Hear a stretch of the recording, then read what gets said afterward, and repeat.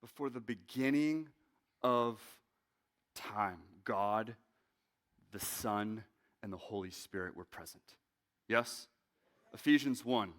You can look it up. Ephesians 1. Before the foundation of the world, he was. Think about this. He hadn't spoke light into existence yet. The world, the heavens and the earth weren't made yet. Nothing was fashioned yet. And yet you have God, you have the Holy Spirit, and you have Jesus over here, and they're together. They're individual persons, but they're the Trinity. It's the 3 in 1. Before anything happened. And do you know what they're doing? They're thinking, and they're praying, and they're like, all right, what is this supposed to look like? What if we put trees over there? What if we had a sky? And then what if we created man, flesh, in our own image? And then even though they would fall,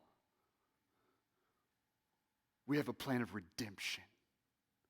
And that plan of redemption. And then you can see Jesus is over here with God and the Holy Spirit, and all this is happening, and God's like, all right, I'm going to orchestrate this. And then Jesus is like, okay, I'm gonna volunteer to die on the cross. Oh, do you know that this happened before anything was made? Then the Holy Spirit's like, okay, I'm going to apply everything that you're doing.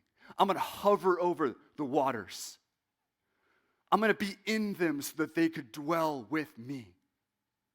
And all of this happened. And do you know why? What's the motivation? Love.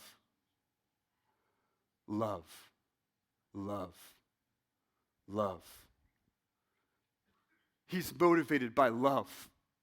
His plan of redemption from the whole time was love. It didn't matter if we would sin, for all of sin and fallen short of the glory of God. That's Romans 3:23. That's me, that's you, that's all of us, right? Grace. What is grace? The empowering presence of God and his unmerited favor. Why? Because we didn't deserve it.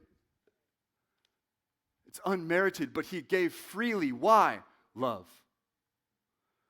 What's the motivation for everything? Love. Why did he die on a cross? Love. Why does he want you in heaven with him? Love. He loves you. He loves you so much that he doesn't just want to love you here on this earth. He wants you with him in heaven. That's love. What does love look like, right? That a man would lay down his life for his friend. Jesus laid down his life for love. It's the most talked about verse in the Bible. I memorized it when I was like 6 years old.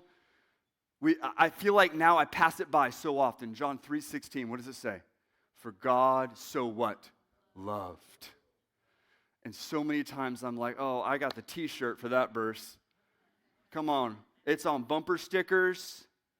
It's the first verse most of us memorize.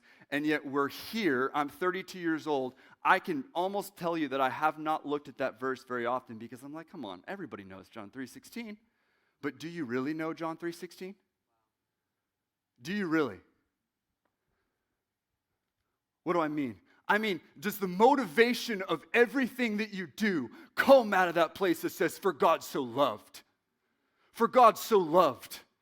What does that do? It strips away all of the law, all of duty, and it says, I love you so much, you don't have to try. You don't have to try to love me. You don't have to try to do this. You just need to be motivated, fueled by my love for you. For God so loved.